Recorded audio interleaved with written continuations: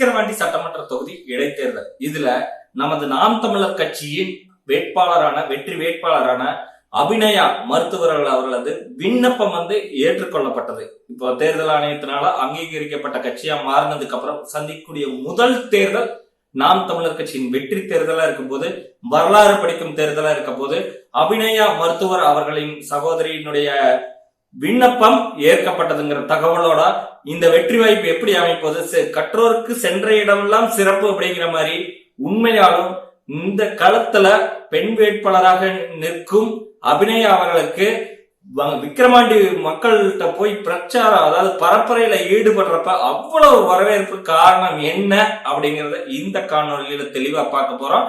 விக்கிரவாண்டியில உங்களுக்கு தாம ஓட்டு, நீ எல்லாம் வேற வழியே இல்ல, இந்த நாட்டை காப்பாற்றணும்னா சீமானன் தான் வந்தாகணும், அப்ப உங்களுக்கு ஓட்டு போடுற கம்பல்சரி மைக் சின்னத்துக்கு ஓட்டு போடுறேன்னு சொல்லிக்கிறாங்க. தெளிவா பார்ப்போம் அதனுடைய விளக்கத்தை. உங்களோட உயிர்மை வசந்தகுமார். வாங்க காணொலிக்குள்ள போவோம்.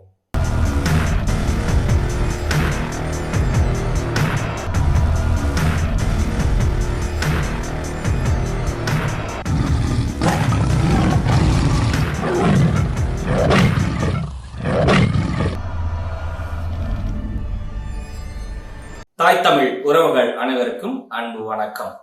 அதாவது விக்கிரவாண்டி சட்டமன்ற தொகுதி இடைத்தேர்தல் 2024க்கான விண்ணப்பம் ஏற்கப்பட்டது. அதாவது நம்ம சகோதரி மருத்துவர் அபிநயா அவர்களுடைய விண்ணப்பம் ஏற்கப்பட்டது.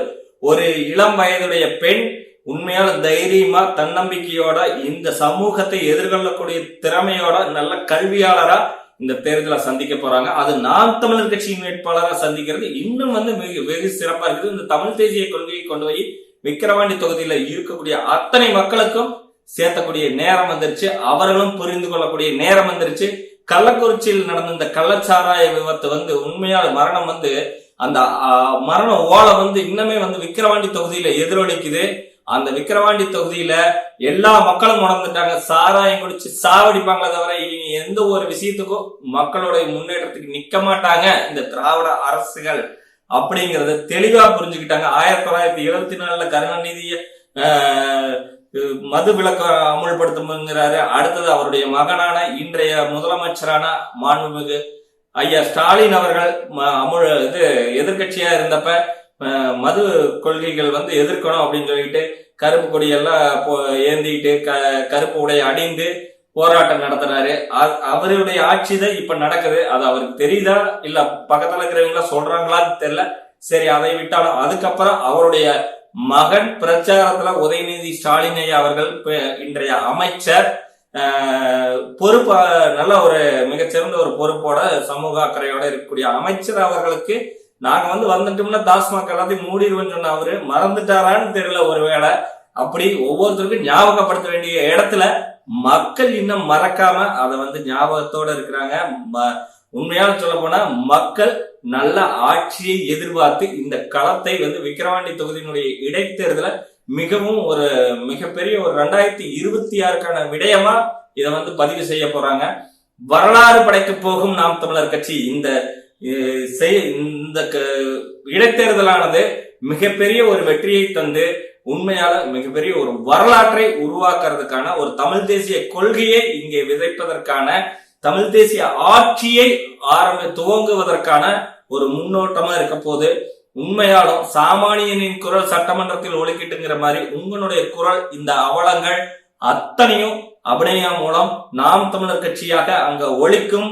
அது மாற்றல்ல, சும்மா என்ன வேணா வட சொல்லிட்டுக்கலாம். இன்னைக்கு மக்களுக்கு எல்லாம் அம்பலமாயிருச்சு எப்படி எப்படி நடந்ததுன்னு. ஒரு மாவட்ட ஆட்சியர் ஒரு அறிக்கை தெளிவா சமர்ப்பிக்காதனால அவர் சொல்லக்கூடிய வாக்குறுதி பாத்தீங்கன்னா அதை நம்பி மறுபடியும் போய் எத்தனையோ பேரு கலாச்சாரத்தை அருந்தி இன்னைக்கு 59 பேர் இறந்திருக்கிறாங்க. அப்படின்னா உண்மையால 5, 10, 5, 30 தாண்டி இன்னைக்கு 59 பேர் மிகப்பெரிய ஒரு இழப்பு.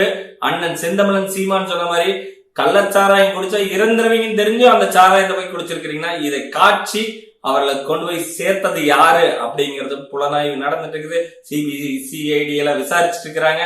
ஆந்திரா வரைக்கும் போய் இந்த மெத்தனால் எங்கிருந்து எடுத்துட்டு வந்தாங்க, அதே மாதிரி இன்னைக்கு அதை வித்தவங்க யாரு, அதற்கு தலைவர் யாருன்னு சொல்லி எல்லா கண்ணுக்குட்டியில இருந்து எல்லாம் முடிச்சு வச்சிருக்கிறாங்க. எல்லாம் விசாரணை நடந்த பிறகு நீதி கிடைக்கும் என்று நம்புகிறோம். அதே மாதிரி மக்களும் இதையெல்லாம் உணர்ந்து ஒரு நல்ல குடிநீர், ஒண்ணுமே இல்ல, தூய குடிநீரற்ற இன்னைக்கு ஒரு பெண் உண்மையால நீர் குடிச்சதுனால வயிற்று வலி ஏற்பட்டு இறந்திருக்கிறாங்க அப்படின்னா அதுல அவங்களுக்கு 5 வயது மகள் இருக்கிறாங்க. இப்போ தூய குடிநீர் கிடைக்குதான்னா கிடையாது, காற்று தூய்மையா இருக்குதான்னா அது கிடையாது. இன்னைக்கு உண்மையால இந்த பூமி இன்னைக்கு எந்த அளவுக்கு கெட்டு போச்சு அப்படின்னு எல்லாத்துக்கும் தெரியும். எல்லாம் நெகிழினாலையும் மரம் வெட்டி எல்லாம் என்னென்ன பண்ணணுமோ, அண்ணன் சொல்லுவார்ல, ஆத்து மணல் அள்ளிட்டு போறப்ப அது வடிக்கிற தண்ணீர் இருக்கும்ல, அந்த டிராக்டர்லயும் லாரிலையும் தண்ணி சொட்டு சொட்டா வடிஞ்சிட்டு போகும்ல, அது ஆத்து மணலோட தண்ணி இல்லடா, அதனுடைய ரத்தம் ரத்தம் ரத்தம் அப்படின்னு அண்ணன் தெளிவா சொல்றாரு. ஆறு செத்து போச்சுன்னா ஊரு செத்து போகும், ஊரு செத்து போச்சுன்னா நாடு செத்து போகும், சுத்தமா பாலைவனம் ஆயிரும். அதனால ஆத்த காக்கணும்னா ஆத்து மணலை காக்கணும். அள்ளி கொண்டு போய் அடுத்த மலைக்கு வித்துட்டு கம்சனுக்கு நல்ல லாபத்துக்காக விற்கக்கூடிய அரசு தான் இங்க இருக்குது. மலைய வெட்டி 2ஆ பொளந்து அதுல இருக்கிற கல்லெல்லாம் எடுத்து அதானிக்கு அம்மானிக்கும் கொண்டு போய் எல்லாம் சேர்த்திட்டு இருக்கிறது உண்மையால இங்க ஏற்புடையது கிடையாது. தமிழக வளங்கள் கொள்ளையடிக்கப்படுவதை தடுக்கணும்னா நம்ம நாம் தமிழர் கட்சிக்கு வாக்களிக்கணும், மைக் சின்னத்துல வாக்களிக்கணும், அபிநய வேட்பாளருக்கு வாக்களிக்கணும். விக்கிரவாண்டி இடைத்தேர்தல்ல கத்தி கத்தி கத்தி எல்லாம் சொல்லியாச்சு. இன்னைக்கு நீங்க கதற இடத்துக்கு வந்துட்டீங்க. இப்பவும் உண்மையாலும் நீங்க நல்லா புரிஞ்சு வச்சுக்கிறீங்க. அபிநய வேட்பாளர் பரப்புரைக்கு போறப்ப எத்தனை பேர் சொல்றாங்க தெரியுமா, எங்க வீட்டுல உதயசூரியன் வரைஞ்சு வச்சிருக்குதுங்க, ஆனா இன்னைக்கு இவர் இப்படி பண்ணுவாருன்னு எங்களுக்கு தெரியலீங்க, நம்பி ஏமாந்துட்டங்க, இனிமேல் உங்களுக்கு தாங்க வாக்கு. சீமானன் அத்தனை விஷயம் சொல்றாருங்க, சீமானன் சொல்லக்கூடிய விஷயம் எங்களுக்கு இப்பதாங்க புரியுது அப்படின்னு சொல்லிட்டு ஒரு மாறுதட்டி சொல்றாரு. நீ மைக் சின்னத்துக்கு தாங்க ஓட்டு, இனிமேல் நாங்க முதல்ல அந்த சின்னத்தை வீட்டுல இருக்கிற சின்னத்தாள் இக்கணுங்க அப்படின்னு சொல்றாருன்னா எந்த அளவுக்கு அவங்க பாதிக்கப்பட்டிருக்கிறாங்க. வீட்டுல சின்ன மறைஞ்சு அவங்க உங்களை நம்பி உட்கார்ந்தாங்களே, அவங்க தலையில நீங்க வீட்டுல சின்னமா வரைஞ்சவங்களுக்கு தலையில மிளகா அரைக்கிறது தான் உங்க வேலையா இருந்திருக்குது.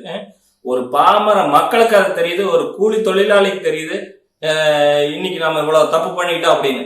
அப்போ அபிநய வேட்பாளர் அவர்கள் மக்களை போய் சந்திக்கிறப்ப என்னென்ன மக்கள் சொல்றாங்கன்னு இதுல இப்ப தெரியுது. அப்போ இங்க இந்த பக்கம் பைப் தண்ணி வர மாட்டேங்குதுங்க, ஓட்டு வாங்கிட்டு போனாங்க, இன்னும் இந்த பக்கம் ஆளையே காணுங்க, சும்மா நம்பி நம்பி இன்னைக்கு ஏமாந்து இப்படி நடுத்தருவில் நிக்க வேண்டியதா இருக்குது. என் பையனுக்கு வேலை கிடைக்கலீங்க, என் பையன் படிச்சுன்னு ஒரு பிரயோஜனம் இல்லைங்க, படிக்கிறதுக்கு பணம் இல்லைங்க அப்படி சொல்லி ஒவ்வொரு குறைகளையும் கேட்டறிஞ்சு அதை காதுல வாங்கறது மட்டும் இல்லாம ஒரு பதிவாக எடுத்துக்கிட்டு அபிநய வேட்பாளர் அவர்கள் களத்துல பரப்புரை மேற்கொண்டுள்ளார். இது ஒரு களப்பணி, பரப்புரை கிடையாது. மக்கள்கிட்ட போய் ஏங்க இந்தாங்க ஓட்டு போடுங்க ஓட்டு போடுங்கன்னு கேட்கறது கிடையாது. இங்க ஓட்டு போடுங்கன்னு நாங்க சொல்ல, எங்களை தேர்ந்தெடுத்தா உங்களுக்கான காலம் நல்லா இருக்குன்னு நாங்க சொல்ல வரோம். எங்களுக்கு ஓட்டு கேட்டு உண்மையால அண்ணன் சொல்ற மாதிரி ஓட்டு போடுங்க அம்மா, ஓட்டு போடுங்கம்மா அப்படியெல்லாம் கிடையவே கிடையாது. ஓட்டு போட்டா நல்லா இருப்பீங்க, ஓட்டு போடுங்க, அவ்வளவுதான், ஓட்டு போடுங்க, இப்படிதான். ஏன்னா தன்மானம் இழந்து நிக்க கூடாது. ஒரு தமிழன், நம்ம தமிழர் நிலத்தை ஆளணும்னா நம்ம தன்மானத்தை விடக்கூடாது. அப்ப அந்த இடத்துல நம்ம சிந்திக்கணும்னா ஒரே ஒரு விடயம்தான், நாம் தமிழர் கட்சி தான் இன்னைக்கு சாதி மதம் எல்லாத்தையும் இனத்தை எல்லாம் தாண்டி இன்னைக்கு ஒற்றை சொல் தமிழர் என்ற சொல்லுல நம்ம நிக்கணும்னா இந்த விக்கிரவாண்டி இடைத்தேர்தலுக்கு நம்ம அபிநய வேட்பாளரை தேர்ந்தெடுக்கணும். என்ன சொல்றது, முதல் துவக்கமே பாதி வெற்றிங்கிற மாதிரி வேட்புமனு ஏற்கப்பட்டது. உண்மையா களத்துல அத்தனை நாம் தமிழர் உறவுகளும் சொந்தங்களும் உங்க பிள்ளைகளாக உங்க மகள்களாக விக்கிரவாண்டி தொகுதியில களமாட போறாங்க. உண்மையான ஒவ்வொரு வீடா உங்களுடைய பிரச்சனைகளை கேட்டறிந்து நீங்க சட்டமன்றத்துல போய் அபிநய கேட்கலீங்கன்னா நீங்க அந்த இடத்துல கேட்கலாம். அந்த அளவுக்கு உறுதியோட இந்த விடயங்களை எல்லாம் செஞ்சு கொடுத்து தன்னுடைய தொகுதியை நேசிக்கக்கூடிய அளவுக்கு விக்கிரவாண்டி பகுதியை சேர்ந்தவங்க தான் அபிநயா. அப்படிங்கிறப்ப தன்னுடைய தொகுதி தாய் தொகுதிக்கு அவங்க செய்யாத போயிருவாங்களா அப்படிங்கிறத யோசிக்கணும்.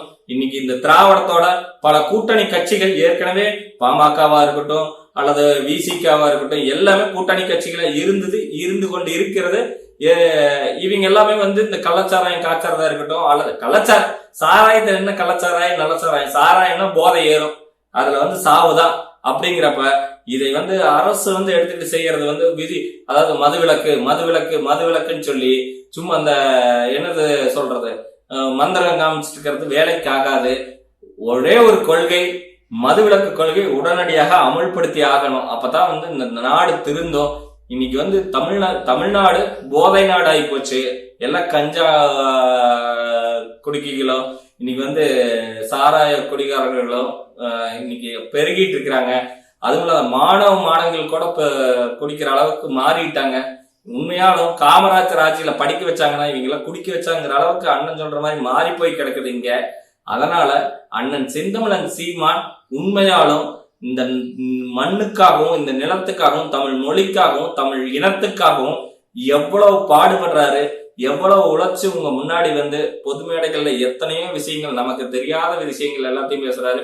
திருவள்ளுவர் சொல்ற மாதிரி எல்லா உயிர்களுக்குமான ஒரு அரசியலை வந்து இங்க படைக்கிறதுக்கு அவருடைய கொள்கை கோட்பாட்டுப்படி நல்ல ஒரு பூமியா மாத்திருக்கு அண்ணன் செந்தமிழன் சீமானை தவிர சத்தியமா வேற ஆளாக முடியாது. அதனால இந்த விக்கிரவாண்டி தேர்தல் ஒரு முன்னோட்டமாக இருக்கட்டும். மக்கள் உணரணும், நல்ல கொள்கைகளை வர வேட்பாளர்களை உட்கார வச்சு மும்முனை போட்டிங்கிறாங்க. உண்மையா இந்த மும்முனை போட்டியில் நாம் தமிழர் கட்சி தான் மிகப்பெரிய கட்சி. ஏன்னா தனித்து விக்கிரவாண்டி மக்களை நம்பி களத்துல நிக்குது. விக்கிரவாண்டி மக்களை தான் நம்பி நிக்கிறாங்க.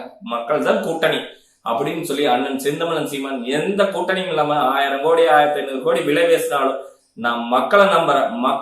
நீங்க என்ன விலைபேசி வாங்கிட்டீங்கன்னா நான் மக்களுக்கு உண்மையை உழைக்க முடியாது, என்ன நீங்க விலைக்கு வாங்கிடுவீங்க, அதனால உங்களை எல்லாம் எதிர்த்து கேட்க முடியாதுங்கிற ஒரு இடத்துல அண்ணன் செந்தமிழன் சீமான் எல்லாத்தையும் விட்டு போட்டு உங்களை நம்பி நிக்கிறாருக்கா. உண்மையும் நேர்மையுமா களத்துல நம்ம அன்பு தங்கை சகோதரியை வந்து உங்கள் வீட்டு பிள்ளையாக வந்து அண்ணன் வந்து களத்துல நிறுத்தி இருக்கிறாரு.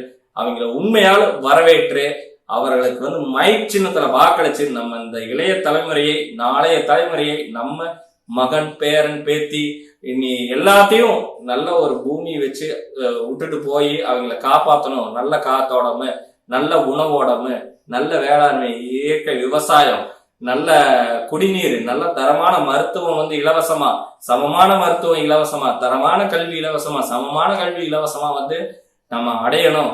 நமக்கு வந்து குக்கரும் கோழி பிரியாணி கோட்டுறோம், வெள்ளி கொலுசும் வெள்ளி பாத்திரமும் நகை நட்டும் அவருக்கு முடிக்க 1000 500 இல்ல 5000 ரூபாய் கூட பேசலாம்.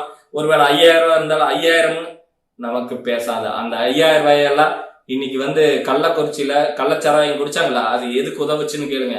நீங்க என்னதான் 10 லட்சம் நிவாரணம் தந்தாலும் 50 லட்சம் நிவாரணம் தந்தாலும் போன உசுறு உங்களுக்கு வருமானு சிந்திச்சு பாருங்க. இதெல்லாம் மாறணும், தமிழ்நாடு மீளணும் அப்படின்னா ஒற்றை நம்பிக்கை இந்த தமிழ் தேசியத்தின் காலத்தின் கட்டாயமாக பெரும் படையாக உங்களை நம்பி இத்தனை பேர்த்த திரட்டி ஒரு ஒற்றை சொல்லுல அனைவரையும் இணைத்து உங்கள் முன்னாடி ஒரு வீர மகனாக ஆண் மகனாக நிற்கிறாருன்னா அது அண்ணன் செந்தமிழன் சீமான் தான். அவருடைய உண்மையால இந்த வீரம் எல்லாமே எங்கிருந்து படைக்கப்பட்டது? எல்லாமே மேதகு தலைவர் தேசிய தலைவர் மேதகு பிரபாகரன் அவர்களால வழிவந்ததுனால இதெல்லாம் உருவாயிருக்குது. தமிழ் தேசியத்தை நேசித்து இந்த தமிழ் நாட்டை நேசித்து உங்களை நேசித்து, அதாவது மக்களாகிய உங்களை நேசித்து உங்களுடைய நன்மைக்காக நாம் தமிழர் கட்சி களத்துல இவ்வளவு போராட்டங்களை உங்களோட தோளோட தோள் கொடுத்து நின்று இந்த அளவுக்கு வந்து நிக்குது அப்படின்னா உண்மையாலும் நாம எந்த அளவுக்கு இந்த வெற்றி வாய்ப்பை தேடி கொடுக்கணும்னு களத்துல ஒவ்வொருத்தருக்கும் புரியணும். இந்த அரசியல் என்பது நீங்க விரும்பாம விட்டுட்டு போலாம், ஆனா இந்த அரசியல் உங்களை ஒருபோதும் விடாது அப்படின்னு சொல்லி அண்ணன் செந்தமிழன் சீமான் சொல்றாரு. தூங்குற நேரத்துல நீங்க பத்தி வைக்கிற கொசுவத்தி கூட அரசியல் தான் நிர்ணயிக்குது. நீங்க எழுந்திரிச்சு பல்லு விளக்குற பல்படியிலிருந்து நைட்டு சாப்பிடுற சாப்பாடு வரைக்கும் எல்லாமே அரசியல் தான். உங்களுடைய ஒவ்வொரு நகர்வுகளும் அரசியல் தான், ஒவ்வொரு சேவைகளும் தேவைகளும் அரசியலா தான் இருக்குது. அதனால இந்த அரசியலை நீங்க வந்து தமிழ் தேசிய அரசியலை முன்னெடுத்து உண்மையாலும் வெற்றியடைய வைக்கணும்னு சொல்லி உங்களிடமிருந்து விடைபெறுகிறேன். நன்றி.